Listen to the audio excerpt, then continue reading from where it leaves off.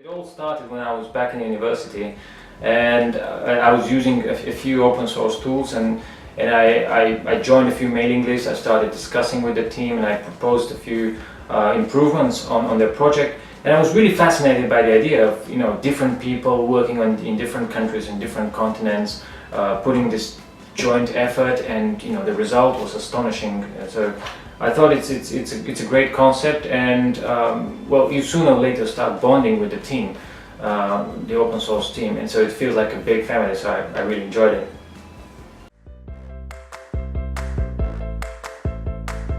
Well, there is a mistrust. There's still some mistrust, and it's mostly within big corporates such as and conservative corporates such as banking, insurance.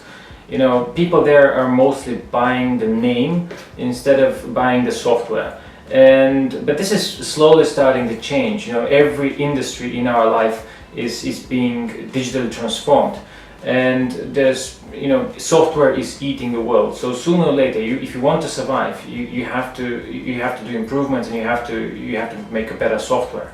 We're all going to become software companies at the end of the day.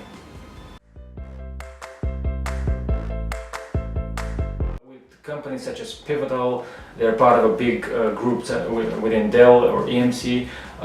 They're investing heavily into Spring Framework. We see a lot of contributions to open source from companies such as Microsoft or Amazon or Google. And this is the mentality that people start following. Build something that your company is using, and then start releasing it as open source so that other people can benefit. First of all, you are using a product that is being used internally in Google or Microsoft or Amazon, which is huge. We know the quality of these companies maintain. At the end, also you're getting free updates as it's open source, it's free. You're getting free updates of your software, and you're also not using proprietary technology. So it's easy to find developers because as it's open source, lots of people know it, lots of people have tried it and worked with it.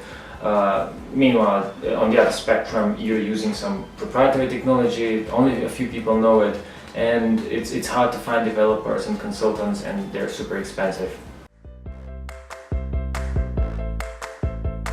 Open source has been a part of my life, like I said in the beginning, and I've tried to maintain the whole culture, in the same culture in the company. What we're doing is we're building our product on top of technologies such as Hibernate, Spring, Elasticsearch, and we're contributing back a lot to the community. We're testing the latest snapshot versions of these open source projects, and whenever there's an issue, we raise our hand on the mailing list, and we're contributing a lot of improvement, patches, bug fixes, or pull requests. And as soon as those open source projects release their versions, then a few weeks later we release our stable version as well. So it's something that is deep in our roots. I would recommend don't be narrow-minded. Open your world, open your mind, and well, go where the developers go. Well, like I said, the software is eating the world, and every industry in the next decades will become digitally transformed.